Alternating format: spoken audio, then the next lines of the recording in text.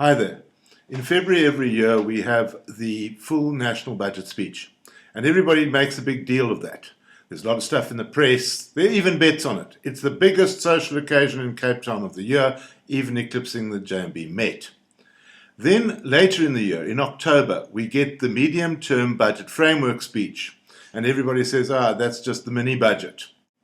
But no, it's very important because it actually determines the direction of fiscal strategy for years to come. And at the moment, it's crucially important. How is the economy performing in the context of the global credit crunch, which still seems to be continuing? How are we going to pay for South Africa's national health scheme? What can we expect in February next year? This presentation, entitled, "Hey Comrade, Where's My Country?" tries to answer some of those questions.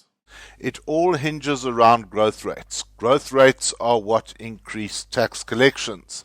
So we had the good times up until mid-2008, Lehman Brothers, with South Africa growing at an average of about 4% per annum. Then we fell in the hole with the rest of the world, but it was of short duration. We came back about a year later, and then we lived through 2010 with a pretty comfortable growth rate of 3 to 4%, everything looking much as if it was coming back on track, and that the global credit crunch was going to be, as many put it, just a blip on the radar screen.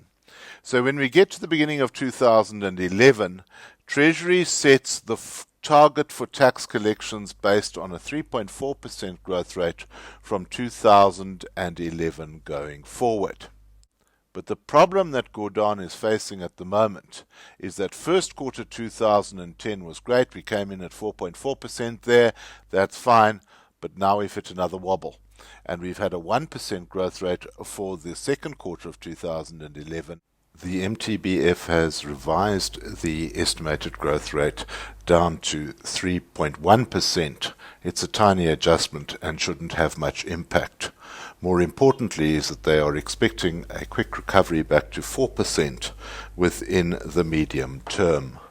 Now take a look at how this translates into budget deficits. The worst effect of the global credit crunch was in 2010, where we shot a deficit of 196 billion rands. We took the view for 2011, if we could do just a little bit better, everything would be all right. But 2011, as we've seen, was far better than anticipated, and the deficit was only 142 billion. Then Pravin Gordhan made the call, if we can keep on a growth rate of 3 to 4%, budget deficits over the next 3 years would get better, or at least stay the same. So we'd be 151 for 2012, 142 for 2013, and 111, a full Nelson, for 2015. Obviously, with the effects of inflation, this has a ever-decreasing effect of the percentage of the deficit to GDP. So we would go from 7% in our worst year, 196 billion equals 7% of GDP, to recovering to 2015 at 4%. Again, if the growth rates can be held through at 3 to 4% between now and 2014. And that's the million-dollar question. The MTBF has revised the estimated budget deficits for 2012 to increase from 151 billion to 165, for 2013 from 142 to 172, going up by 30 billion, and in 2015 from 111 billion to 134 billion. But the percentage of government debt to GDP remains at about 5.5% for 2012. 2013-14, we're looking at 4.5% and then dropping off to 3.3%. Moral to the story, everything's more or less on track, no change in game plan. Now, Pravin Gordhan doesn't have a lot of room to move when it comes to taxes. He's already getting 35% of the total tax collection from the individual taxpayer, 252 billion rand out of a total of 741 billion. The individual taxpayer is already extended as far as he can go. That then creeps in as the second biggest contributor at 201 billion, or 28% of the total pie. Then companies, if they are performing, will give about 22% of total taxes, or only 144 billion. And then we're down to the rats and mice. Customs and excise, again on the individual, 57 billion. Then there's 37 billion in a petrol levy, and all the other little rats and mice which really don't make up the budget and have that much of an effect on the whole thing. What Pravin Gordhan's got to say is, to get this right, I need performance from the three big taxes. I need employment to stay constant and go up, and wages to go up with inflation. That will give me an extra 24 billion a year. I need inflationary increases in consumer spending to increase VAT by a further 20 billion a year. That means we've all got to go back to the mall. And I need the companies to perform as well. That's another 11 billion as well. Then there's a little bit of an inflationary increase in the others that will really, whether they come in on budget or slightly under, doesn't make the end of the day on the whole thing. But what Pravin Gordhan's got to say is, I'm on a tight leash already. If we have a problem where employment levels drop, and personal tax comes in under, then we're going to have a major setback on the deficit. The same can happen if the consumer doesn't go back to the mall. Or if companies are struggling, again, we could lose 5 or 10 billion rand there quite easily. This is the balancing act that we've got to watch on the day of the MTBF. We've got to see, is South Africa going to make its budget for 2011-12?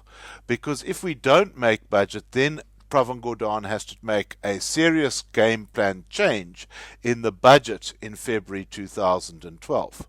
Remember, this is all before we even get onto putting in extra monies required to bring in the National Health Insurance Scheme. What are we going to do about unemployment and a lot of the other delivery challenges that South Africa faces today? The only problem being experienced in tax collections surrounds consumer confidence. We went from the great pre-credit crunch days, fell in a hole, recovered in 2010. But during 2011, we hoped that consumer confidence would stay static. Actually, it's dropped off a little bit. Is that the 20 billion extra required from VAT isn't going to happen. They're going to come up 13 billion rand short. The good news is, though, all the other taxes are well on track, and this is the only problem within tax collections at the moment. And with a good Christmas season, it could easily reverse. But the biggest problem of all is unemployment. Not that unemployment levels are at the highest that they've ever been. In fact, the highest levels were back in about 2002, where the combined rate of those looking for an employment and those who simply don't look exceeded 31%. That got better and better, and in the height of the economic performance, we see that that dropped off back to about 22%. But then we hit the global credit crunch, and the unemployment rate started to rise again. That tapered off in 2010, where we weren't losing jobs as fast. We only lost about 100,000 jobs in a year compared to 1 million in 2009. The worrying trend is that in 2011, the unemployment level has again gone back up towards 26%. And if one compares this to what's going on in the rest of the world, we see their unemployment rates sitting at 8 to 9% in the USA and the G7, for example, while South Africa sits up at 26%. That's a very frightening figure. The MTBF has no solutions for unemployment. It simply states that unemployment has risen since the recession, and job creation has been particularly weak for young people and the less skilled. A recent and slightly disturbing feature in the economy is the re-emergence of inflation, going up to 5% since the beginning of 2011. The MTBF framework is now saying inflation will remain at above 5%, at 5.4% for 2012, 5.6% for 2013, and 5.4% for 2014. Not good if you are a pensioner. Revised growth rates after taking into account inflation will be 3.1% for the rest of 2012, then recovering up to 4% by 2013. Other observations contained in the MTBF are as follows.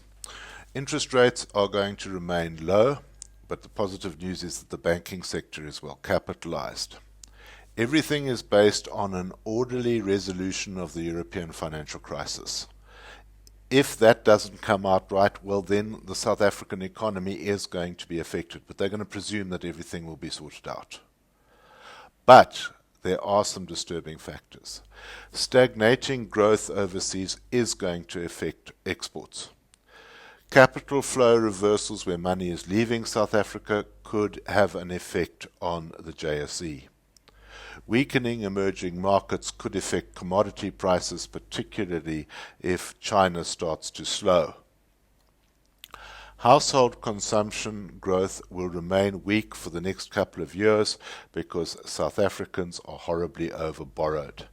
Currently, household debt in relation to GDP is still above the 75% mark, and household service costs remain above 14% of income. Now move forward to your predictions for 2012. What will happen in next year's national budget? Well, if everything remains on track, there's no need to change the game plan.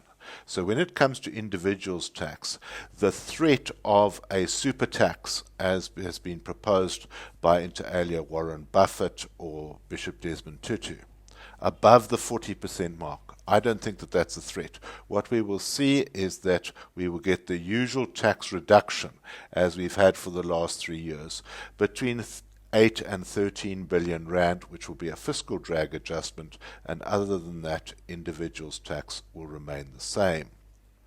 When it comes to your company tax levels can stay at 28% because companies are making the contribution that is sought from them, and the long-awaited change from STC to dividend tax can now take place with effect from the 1st of April 2012. So some of us have got some studying to do. Obviously, there will be no sympathy for trusts. They will remain exactly where they are.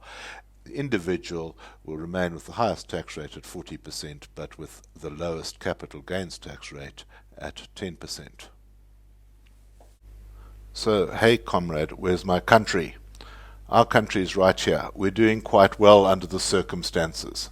In fact, if the rest of the first world could match our performance, maybe everything would be the better for everybody else.